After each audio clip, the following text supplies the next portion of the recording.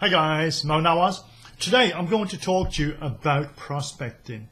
Prospecting should be, in all fairness, in every business, regardless of the size or of the organization, type of industry, should be amongst the top 3 priorities for you to do every single day, or at least every other day. You should set aside time to prospect and to connect with more people and build deeper relationships. Now, one of the biggest problems is the reason people find it difficult. Oh, I've got 500 followers, I've got 5,000 followers, or 50,000 followers, or I've got a mailing list of 50 people, 500 people, 50,000 people, and yet I'm not generating any sales. The reason behind most of that is you haven't really defined who your target audience is. Who are your ideal target audience, your ideal customers for the future? Now, customers are changing rapidly. Who might have been your customer 6 months ago, 12 months ago, 2 years ago, 3 years ago is not necessarily the same person who's your customer today. So that is something that we re-evaluate all the time, constantly, as we go forward. The second thing is, does your customer choose you? Your clients, do they choose you? Or do you choose them? Come on, think about it for a moment. Do your clients choose you, or do you choose them? If they're choosing you, there is a higher chance that they are not your ideal customer. They're not your ideal client.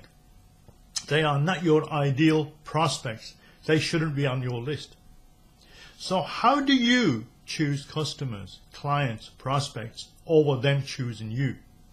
Okay, so what's the 2 difference, you might be asking? Well, the 2 differences, once you understand who your target audience is, you can convey messages on your social media platform, on your website, on your targeting.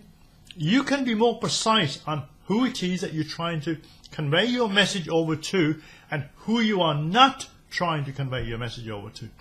If you make that clear in your communications, then the only people who should be reaching out to you are people who understand who it is that you are serving, your product serves, or your service serves, rather than, oh, let me knock on this guy's door and see if he's got what I want at the price that I want. If you convey your messages out there, clear and precise to your target audience, and you know who your target audience is, then you are the one who's deciding to get in touch with those people. You might think, well, hang on, they're coming to me. No. They're coming to you only if you haven't actually targeted them, you haven't messaged them, or you haven't laid out exactly who your ideal target audience, customer or client or prospect is. Only then. Other than that, because you've gone out, you've conveyed the message to that target audience, and they're coming back to you. Now, if those people don't convert from prospects to paid clients, then you've done your targeting all wrong. If you have a mailing list consistently of several thousand, and you're mailing out 2-3 times a week, and your conversion rate is so small, the chances are you're either selling the wrong product, or you have the wrong audience, or you're selling the wrong product to the wrong audience. So it again comes back to, are you a John Lewis customer, or are you an Aldi customer? You can't sell something to an Aldi customer expecting him to go to John Lewis. As much as he would like to, he will be willing to, but he's unable to in most cases, because he hasn't got the money or the means to pay for that service. Likewise, if you have a John Lewis customer and you're trying to sell them something that is from Aldi, that person is able, but he's not willing, because he doesn't want to be seen buying an inferior product in his opinion. I'm not saying it's an inferior product at Aldi. All I'm saying is, in his opinion and in his eyes, he's happy to pay that premium to John Lewis, as opposed to going down to Aldi and saving £1 or 2. So again, who is your target audience? Who is your prospect that you are targeting?